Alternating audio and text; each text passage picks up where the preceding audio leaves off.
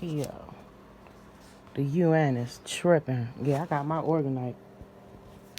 I keep my organite right by me. I gotta get some more, copper, copper top, nigga. Okay, so anyhow, the UN, the UN is delusional, globalist, child trafficking, money laundering, kid diddlers, pedo. That's what they are.